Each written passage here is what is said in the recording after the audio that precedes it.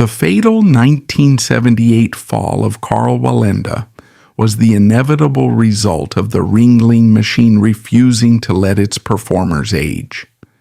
The pain hidden behind his last walk was the brutal reality of a 73-year-old man with degrading cartilage and a worn-down nervous system forced onto the wire without a net. Ringling treated him strictly as a revenue asset, prioritizing their sold-out tents over his basic human survival. We expose how Ringling promoters squeezed the final physical capabilities from an elderly legend, turning his last years into a calculated, deadly spectacle for corporate profit. To comprehend the sheer, unadulterated physical exploitation that defined the life of Karl Wallenda, we must first completely dismantle the sentimental narrative surrounding the Circus family.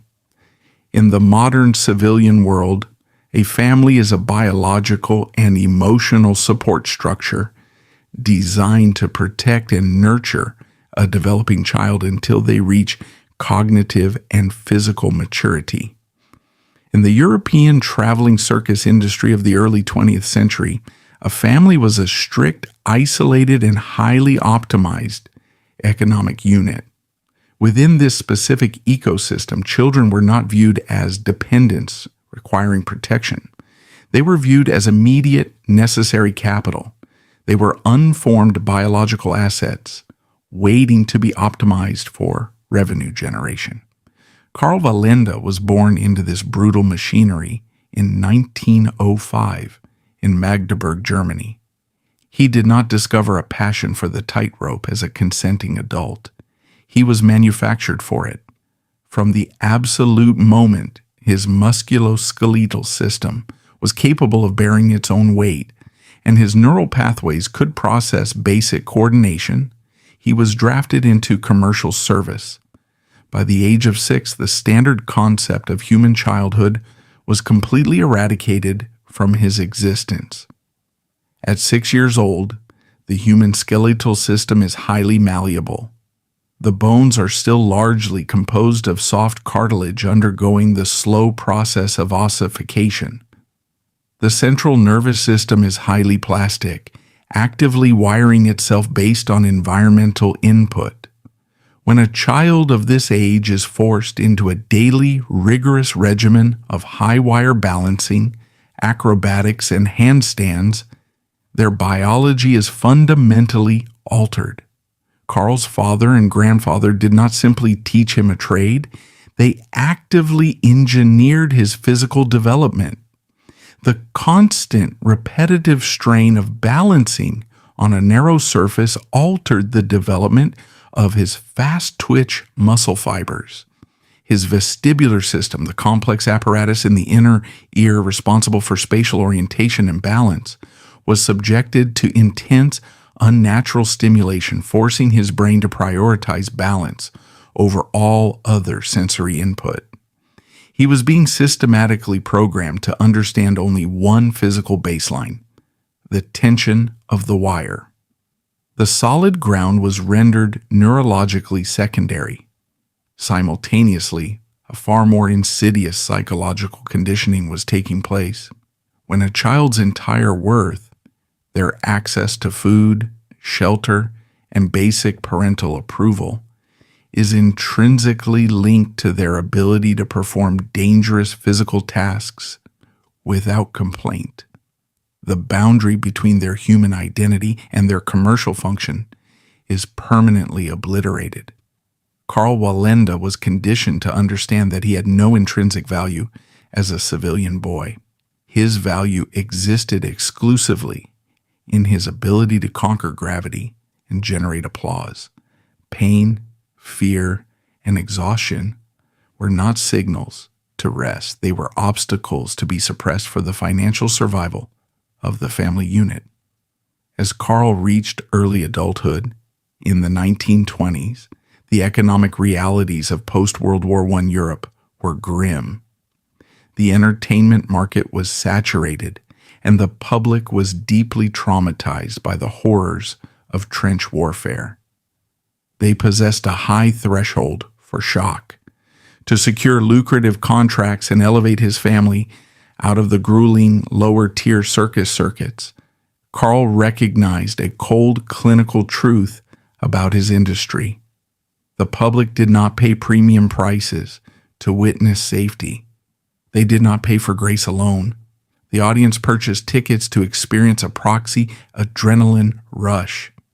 They paid to witness human beings push themselves to the absolute razor-thin precipice of a fatal accident and miraculously survive. The higher the altitude and the higher the statistical probability of death, the higher the revenue. Karl formed his own troupe, recruiting his brother Herman, his future wife Helen Kreis, and a school friend, Joseph Geiger. Performing as the Great Wallendas, they gained early recognition in the 1920s by successfully executing a 4-person pyramid on the wire. However, Karl recognized that to maintain their headline status and stand out in the competitive circus industry, they had to continuously push the physical limits of their craft. It took over 2 decades of gradual progression, training, and balancing adjustments before they reached their ultimate milestone. Finally, in 1947, the troupe debuted their most complex and historically renowned formation, the 7-person pyramid. To the untrained eye of the spectator, the 7-person pyramid is a marvel of human cooperation. To a biomechanical engineer or an orthopedic surgeon, it is a structure of sheer, terrifying anatomical insanity. We must strip away the sequined costumes and the dramatic drum rolls to deconstruct the exact physics of this act. The pyramid was performed on a 5/8-inch woven steel cable, suspended a minimum of 35 feet above the hardened dirt or concrete floor of the arena. Karl Wallenda explicitly and famously rejected the use of a safety net. He argued that a net provided a false sense of security that would dull the reflexes of the performers.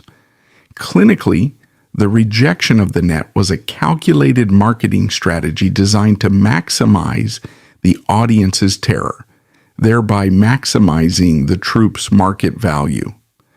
The architecture of the pyramid involved an intricate, highly pressurized stacking of human mass. The base layer consisted of 2 pairs of men walking directly on the wire. Each pair was connected by a heavy steel shoulder bar resting across their clavicles. On top of those 2 shoulder bars stood 2 more men, also connected by a shoulder bar. And standing on a chair balanced perfectly on that highest 3rd-tier bar was a single woman, often Karl's wife Helen. He did not place himself at the top of the pyramid where the weight load was lightest. He positioned himself at the absolute foundation.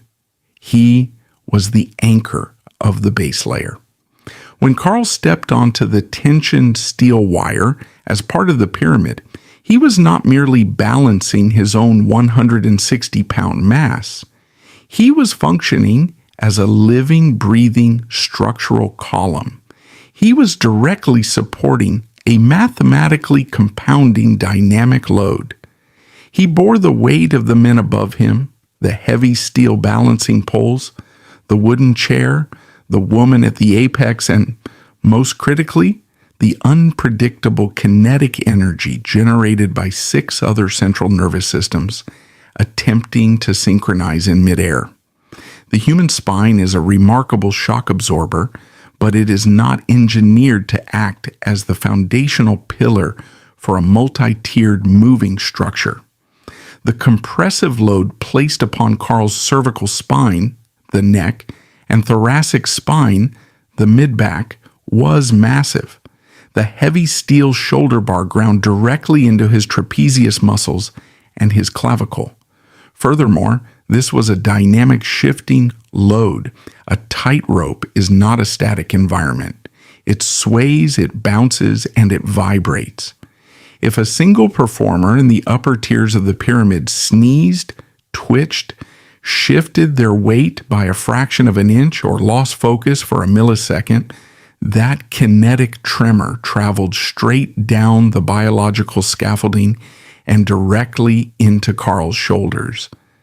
His instincts had to instantly process that kinetic shock and command his core musculature to absorb and correct the force, all while maintaining his own perfect balance on a wire barely wider than his thumb. His knee joints, specifically the menisci and the articular cartilage, were forced to act as the primary dampeners for hundreds of pounds of shifting weight. His ankles, locked into thin leather-soled shoes, were subjected to extreme lateral torque as they fought the micro-oscillations of the steel cable. Every single time the Wallendas successfully completed the 7-person pyramid, Karl was actively, systematically grinding down the cartilage in his own joints. He was essentially aging his skeletal structure at an exponentially accelerated rate. The human brain maintains spatial equilibrium through a triad of sensory inputs: the vestibular system in the inner ear, proprioceptive sensors within the muscle tissues, and, most critically, the visual tracking of a fixed external horizon. When a performer is suspended on a steel cable, the visual horizon is their primary anchor. It allows the brain to instantly calculate verticality and command the micro-muscle corrections necessary to prevent a fall. If you completely remove the visual horizon, the human central nervous system is plunged into profound spatial disorientation. Without visual input, a complex multi-person formation on a wire is mathematically guaranteed to collapse. In 1936, the Wallenda troupe encountered a situation that tested this exact biological limitation.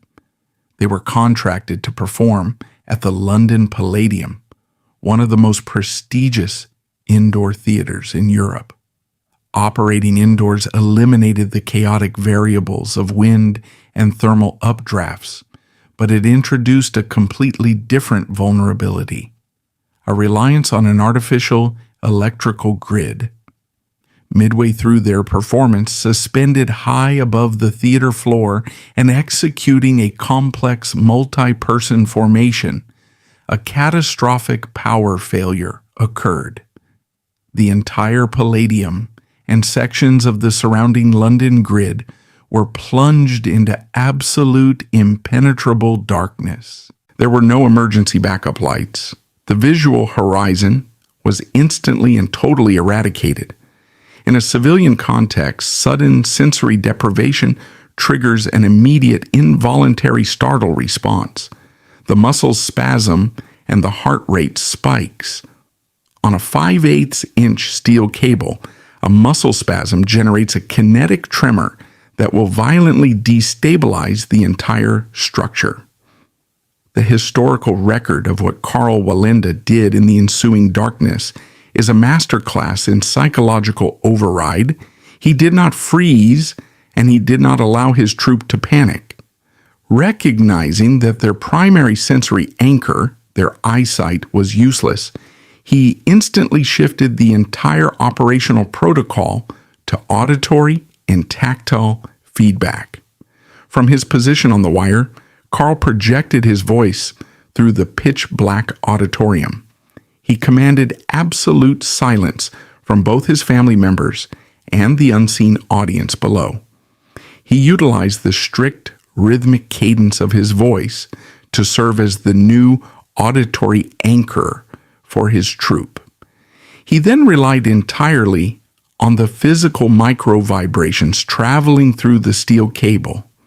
He could feel the exact weight distribution of the performers around him through the soles of his thin leather shoes. Issuing slow, highly methodical verbal commands, he orchestrated the complete, blind disassembly of the formation.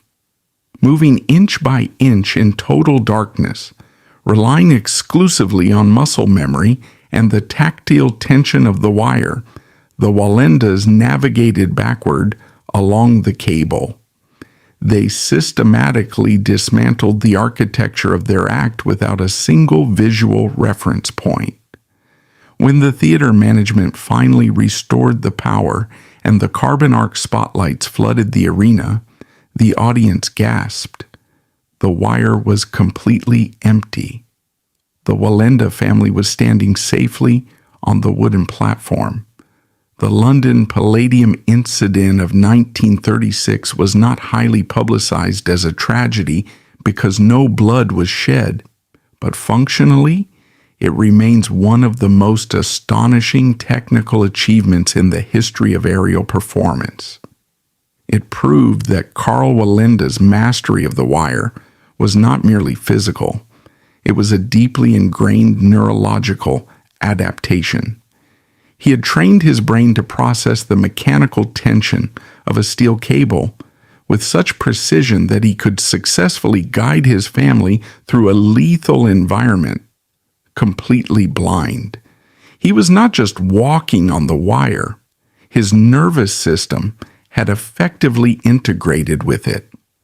When the Ringling brothers and Barnum and Bailey Circus witnessed this act in Cuba in 1928, the corporate executives immediately recognized its unprecedented commercial value. They brought the Wallendas to the United States. The public response was explosive. The Wallendas became an international sensation, dominating the headlines and commanding massive record-breaking salaries. They became a true dynasty, an entertainment empire that generated immense wealth. But this is where the profound, inescapable tragedy of Karl Wallenda's existence solidifies.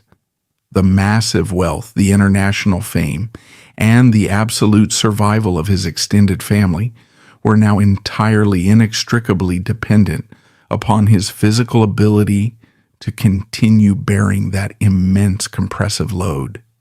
He had constructed a massive financial machine, but he had used his own flesh and bone to build the primary load-bearing pillar.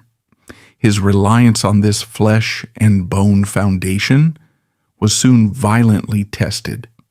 Long before the structural collapse in Detroit, an event occurred that permanently altered his understanding of safety, proving that disaster could strike at any moment, from any direction.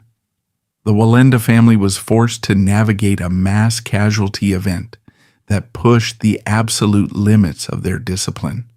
By the 1940s, the Wallendas were the marquee attraction for the Ringling brothers and Barnum and Bailey Circus. On the afternoon of July 6, 1944, the circus was operating under its massive canvas tent in Hartford, Connecticut.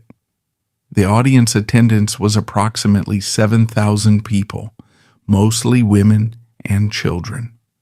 In an era before strict fire safety regulations, the massive canvas big top had been heavily waterproofed using a highly volatile mixture of paraffin wax and standard military gasoline. It was a standard industry practice designed to repel rain, but clinically, it transformed the tent into a massive suspended incendiary device. The Wallendas were on the wire.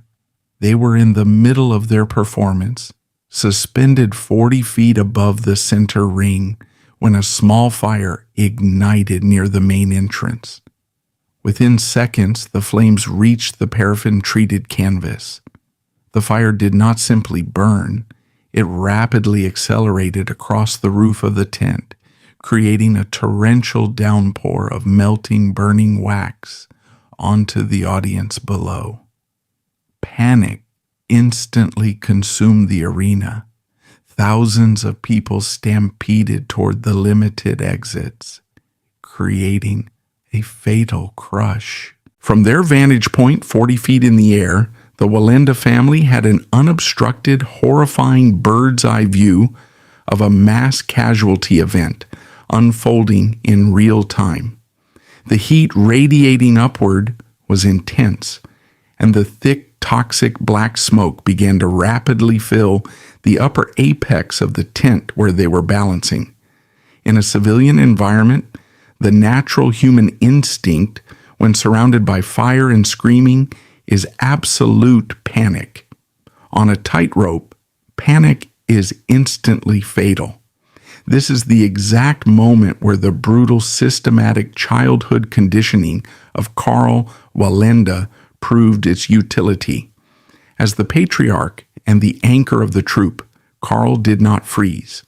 Operating with the cold, hyper-focused detachment of a military commander, he immediately halted the act. He issued sharp, precise vocal commands over the deafening roar of the fire and the crowd. He orchestrated a highly controlled, synchronized retreat.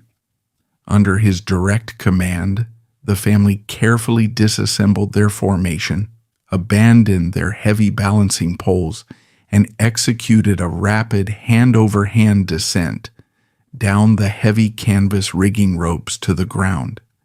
They escaped the tent mere moments before the massive burning main poles collapsed inward.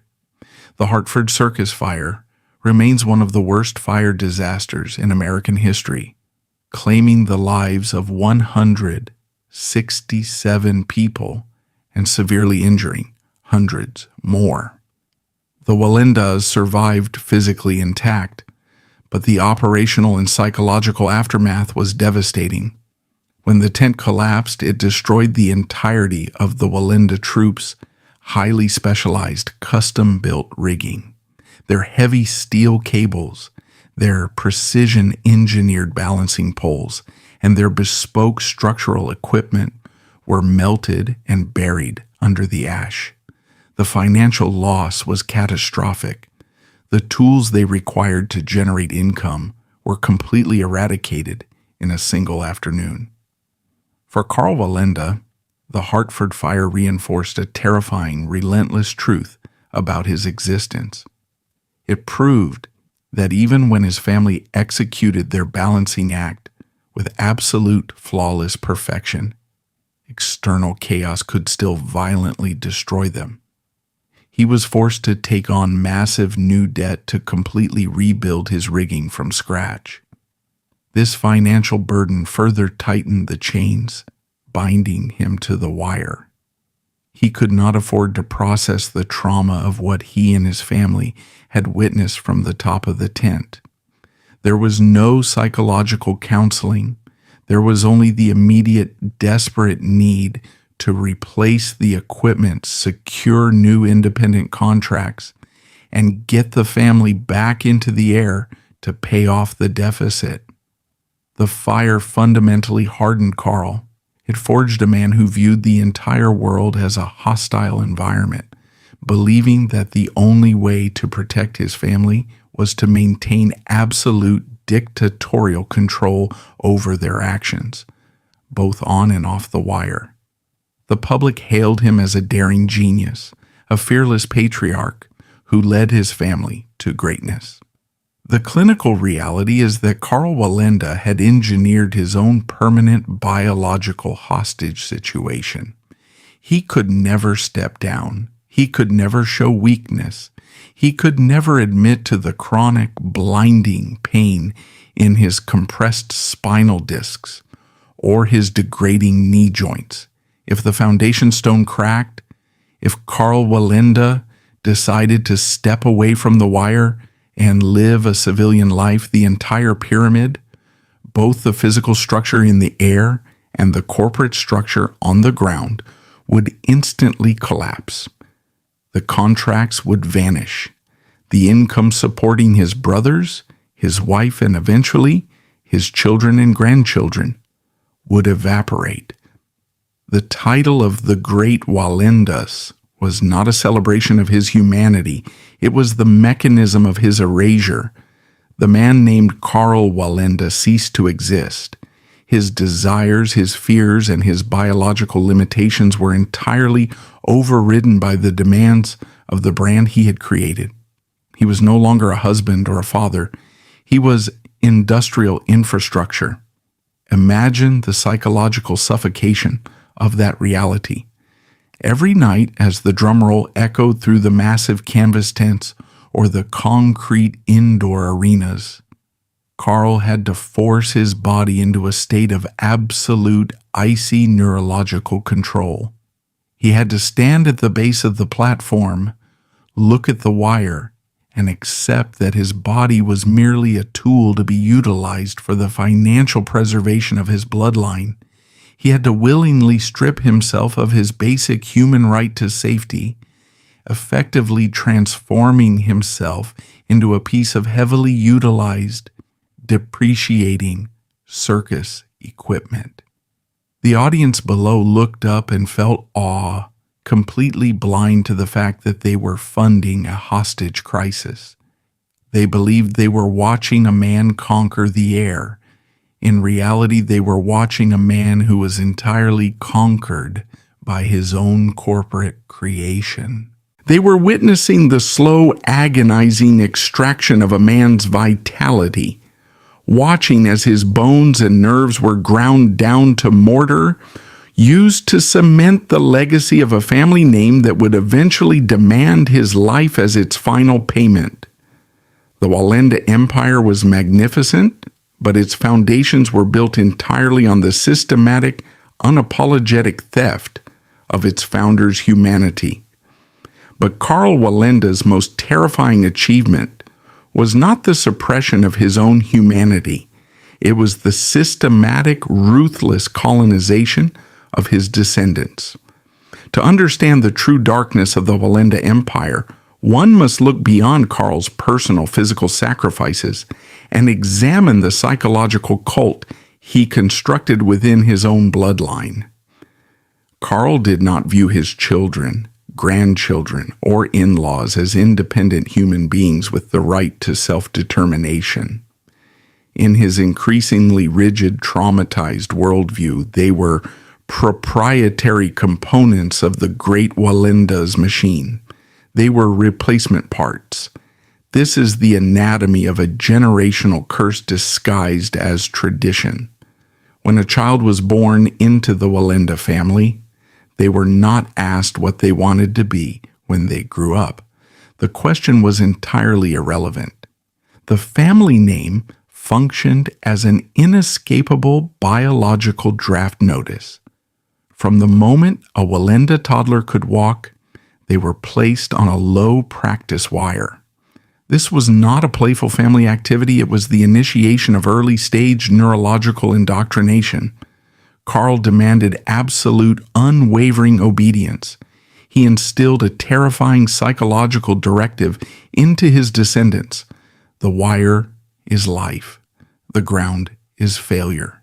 To step away from the act is a betrayal not just of the business, but of the bloodline itself. Consider the psychological suffocation of growing up under this dictatorship. A child born into the civilian world is taught to avoid the edge of a cliff. A Wallenda child was taught that their only value to their father or grandfather was their willingness to dance on that edge. Karl normalized mortal terror to the point where his family members could no longer distinguish between parental love and industrial exploitation. He convinced them that bleeding for the brand was the ultimate expression of family loyalty. This indoctrination created an invisible, impenetrable cage. If a young Wallenda expressed a desire to attend a university, pursue a normal career, or simply live a life free from the daily suffocating dread of falling to their death, they were met with crushing psychological pressure. They were made to feel that walking away would collapse the financial security of the entire family. Karl weaponized their love for each other, binding them together with guilt. He effectively created a closed-loop ecosystem where trauma was the family heirloom. The injuries, the chronic pain, and the relentless anxiety were not discussed as occupational hazards. They were worn as twisted badges of honor, proof of one's dedication to Karl's vision. This extreme control extended to the very structure of the act itself. As Karl aged and his physical capabilities inevitably waned, he did not redesign the act to accommodate his limitations. Instead, he forced his younger, healthier relatives to adapt to him. He required them to carry the heavier loads, to take the more dangerous positions, and to compensate for his failing reflexes. He was the architect, and if his blueprint required them to absorb massive kinetic shock waves to keep him upright, that was simply the price of being a Wallenda. He was not just leading his family, he was actively consuming their youth, their health, and their autonomy to sustain the illusion of his own immortality. The great Wallendas were not a team of equals. They were a biological monarchy ruled by an aging king who demanded that his subjects act as his human shield against gravity.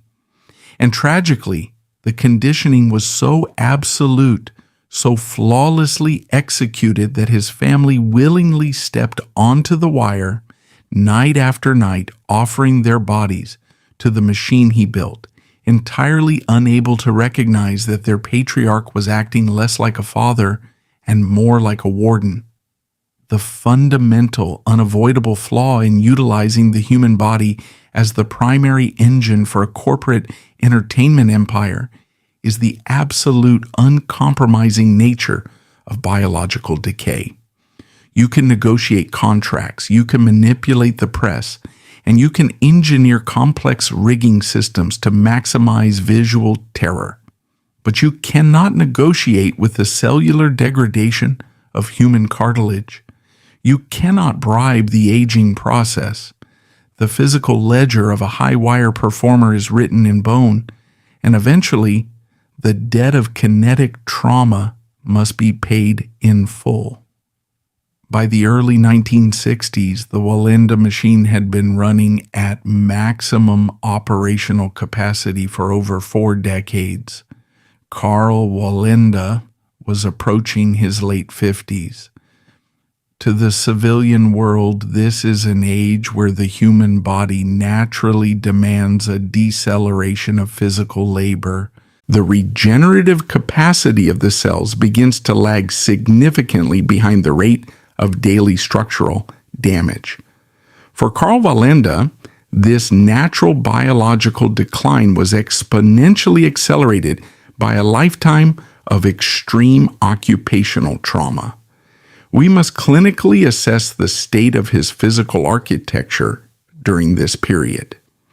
The intervertebral discs in his spine, the vital cartilaginous shock absorbers that separate the vertebrae, had been subjected to the nightly, crushing, compressive weight of the 7-person pyramid for years.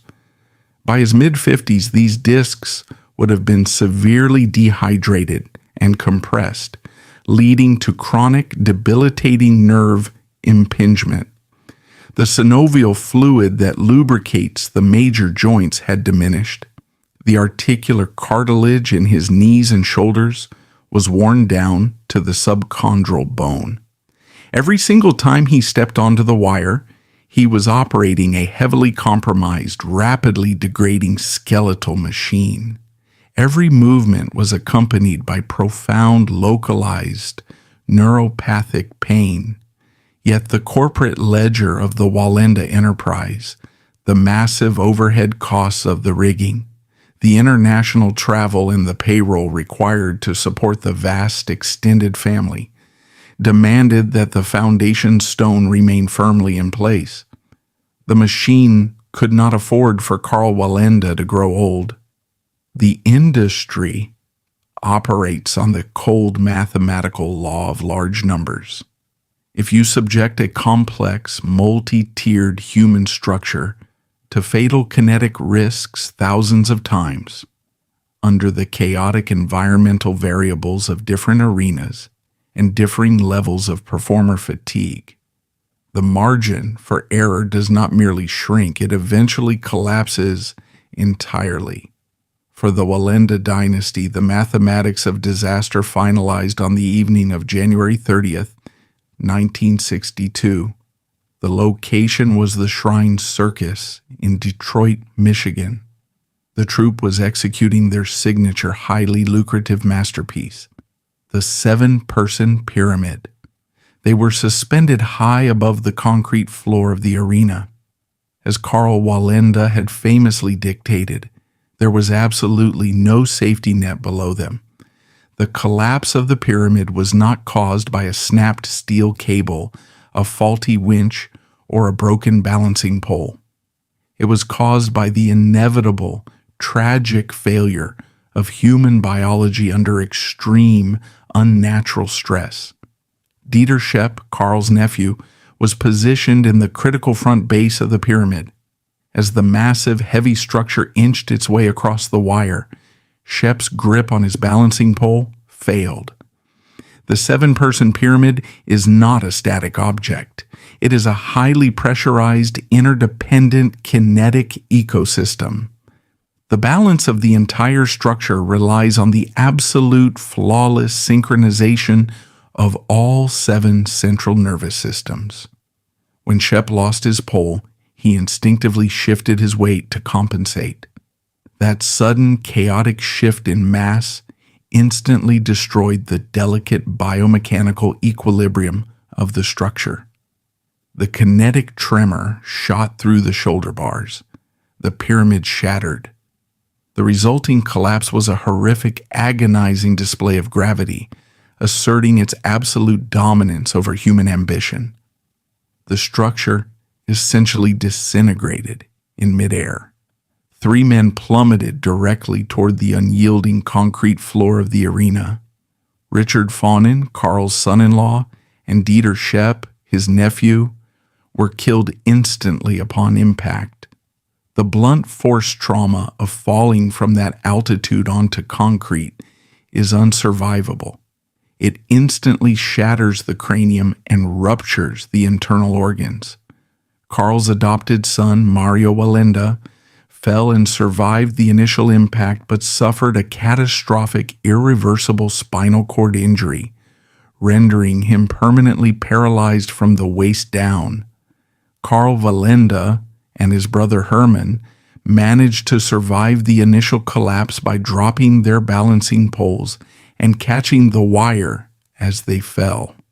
The physical impact on Karl, however, was significant. He sustained a hairline fracture to his pelvis and a severe concussion. While painful, the injury was not fully debilitating. In a decision that shocked the press and the public, Karl and Hermann returned to perform on the high wire the very next night. In any rational civilian occupational environment, an industrial accident resulting in 2 violent fatalities, a severe spinal paralysis and a shattered pelvis, would trigger an immediate, permanent cessation of operations. The survivors would be rushed into trauma surgery, the enterprise would be liquidated, and the family would be permitted the basic human right to process the absolute, blood-soaked devastation of their bloodline. But the Wallenda enterprise was not a rational environment. It was a corporate machine, and the machine had contracts to fulfill. The harsh, unforgiving reality of the entertainment industry was revealed not in the fall itself, but in the chilling mechanical sequence of events that occurred the very next night. Karl Wallenda, suffering from a freshly fractured pelvis, heavily medicated and processing the fact that he had just watched his son-in-law and nephew die, and his son become paralyzed, did not remain in the hospital ward. The machine demanded its blood sacrifice. The audience had paid for tickets. The promoters, representing the vast financial interests of the circus, demanded a show. Less than 24 hours after the concrete floor of the Detroit arena had been washed clean of his family's blood, Karl Wallenda forced his broken, agonizing body out of a hospital bed. He, along with his brother Herman, returned to the very same arena. They climbed the rigging. They stepped out onto the wire and executed a truncated, agonizing walk. The contemporary press and the circus marketing departments immediately framed this as the ultimate heroic display of the show business mantra. The show must go on.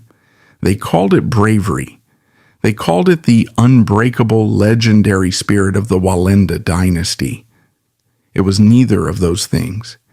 It was a horrifying clinical display of absolute systemic coercion. It was the starkest possible evidence that Karl Wallenda's body no longer belonged to him. His profound grief, his severe physical trauma, and his basic fundamental biological need to lie down and heal were completely overridden by the demands of the corporate entity he had created. He was a prisoner of his own legend. The wire had just exacted a massive, devastating blood toll, and yet Karl was forced to immediately return to it, essentially offering his fractured pelvis and his shattered psyche as further tribute to the audience. To execute that walk with a broken pelvis required Karl to initiate a dangerous psychological dissociation. He had to completely disconnect his conscious mind from the screaming pain signals being sent by his lower body. He had to suppress the vivid, repeating trauma loop of his family falling to their deaths. He had to become, for those agonizing minutes on the wire, completely inhuman. The promoters did not continue to book a man in his late 60s and early 70s because he represented the pinnacle of athletic perfection. His fast-twitch muscle fibers were degraded, his joints were heavily arthritic, and his movements lacked the explosive speed of his youth. They booked him because the brand name Wallenda was now inextricably linked to the scent of blood. The public did not buy tickets to watch a flawless acrobatic routine. They bought tickets to engage in a dark collective death watch. They were paying for the distinct, highly marketed possibility that they might witness the legendary survivor of the Detroit tragedy finally succumb to the mathematics of gravity. The industry understood this macabre psychological appetite perfectly, and they exploited it with clinical efficiency. By the late 1960s and early 1970s, the traditional corporate circus model was bleeding out. The advent of mass television and changing cultural appetites meant that a canvas tent in a muddy field was no longer enough to generate the astronomical capital required to feed the Wallenda machine. Karl faced a terrifying economic reality. To maintain his payroll, he had to mutate. He could no longer simply be a circus artist. He had to become an outdoor mega-event daredevil. The industry realized that the circus tent was no longer a tall enough execution block. They needed to monetize geography itself. This desperate pivot culminated on July 18th, 1970, at the Tallulah Gorge in Georgia. The mathematics of this specific event are staggering and deeply morbid. Karl Wallenda was 65 years old. He was contracted to walk a 1,000-foot steel cable suspended across a jagged natural canyon. The drop beneath his feet was entirely unobstructed, plunging over 700 feet into the rocky riverbed below. But the true horror of Tallulah Gorge was not the altitude, it was the atmosphere. Over 30,000 people descended upon the gorge that summer day. They caused massive traffic jams. They set up lawn chairs. They brought picnic baskets, coolers full of beer, and high-powered binoculars. The The promoters had successfully turned a highly probable public suicide into a carnival. The crowd wasn't sitting in a hushed, respectful theater. They were tailgating at the edge of an abyss, waiting to see if a senior citizen's degraded nervous system would finally misfire and send him plummeting to his death. This is the ultimate grotesque economy of the spectacle. The promoters heavily marketed his age and the sheer fatal depth of the gorge, explicitly weaponizing his mortality to sell broadcasting rights and local souvenirs. And Karl Wallenda, fully trapped by the financial demands of his legacy, delivered a performance that borders on psychological insanity. Midway across the 1,000-foot void, standing 700 feet above the jagged rocks with a heavy balancing pole, the 65-year-old man did not just walk. He stopped. He carefully placed the pole across the wire, lowered his head, and executed a flawless headstand. He did it twice. The media reported this as an act of superhuman bravery, the ultimate triumph of the human spirit. A clinical psychological analysis reveals something much darker. That headstand was an act of desperate, furious defiance. It was a man screaming at the universe, at the promoters, and at the bloodthirsty crowd below him. Walking the wire wasn't enough to satisfy the modern appetite for terror, so he had to perform a circus trick over a lethal canyon just to prove he was still the undisputed king of his own prison. He survived Tallulah Gorge. He collected the massive paycheck, but the psychological precedent it set was devastating.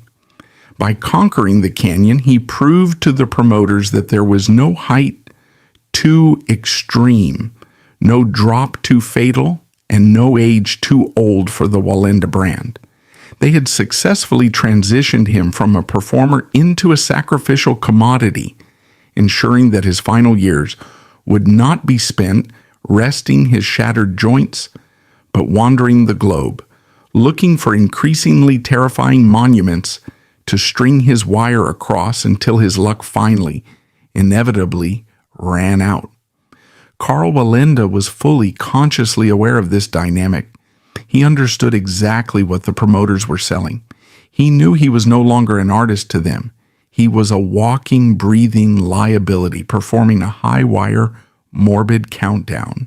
Yet he signed the contracts. This is the ultimate, horrifying paradox of Karl Wallenda's existence. To the outside world, he appeared to be a man of absolute, uncompromising free will. He was the patriarch who gave the orders. He was the man who voluntarily climbed the ladder and stepped out into the void, seemingly the master of his own fate. The clinical reality is that Karl Wallenda possessed absolutely zero operational agency. He had completely engineered himself into a corner where every possible exit had been bricked over. If he stopped walking the wire, he faced the immediate, terrifying silence of his neurochemical withdrawal, the total financial collapse of his extended family, and the paralyzing, suffocating realization that he had sacrificed his relatives for an entertainment brand that was now obsolete. To keep moving forward on the wire meant subjecting his rapidly deteriorating, pain-racked body to extreme, unnatural kinetic stress, knowing with absolute mathematical certainty that eventually his biology would fail to execute the command. Karl had built an empire that relied entirely on his ability to defy gravity. As he aged, stepping away meant risking the financial collapse of his entire family. He was bound to the wire not just by a lifelong passion, but by a profound, inescapable sense of duty to the dynasty he had created. Every step he took in his 60s and 70s was not a step toward glory. It was a desperate, agonizing attempt to outrun the structural fatigue of his own bones. The wire had ceased to be an apparatus. It had become a living predatory entity. It was the parasite that had consumed Karl Wallenda's youth, devoured his family in Detroit, and was now patiently waiting for his aging body to make a single, final miscalculation so it could finish the job. The man was dead long before he fell in Puerto Rico. The man Karl Wallenda had been consumed by his own legacy, driven by a deeply ingrained sense of duty to simply balance the pole, step forward, and endure. However, no amount of mental conditioning or international fame could outrun the sheer physics of aging. By 1978, the physical debt Karl had accumulated over 6 decades in the wire was demanding to be paid in full. For Karl Wallenda, the absolute termination of his biological contract occurred on the morning of March 22, 1978, in San Juan, Puerto Rico. We must strip away the sentimental mythology surrounding this event. The media framed his final walk as the tragic, heroic climax of a man who died doing what he loved. This is a deliberate, highly sanitized corporate fiction designed to absolve the industry and the audience of their complicity. The clinical reality of San Juan was a highly public, mechanized execution.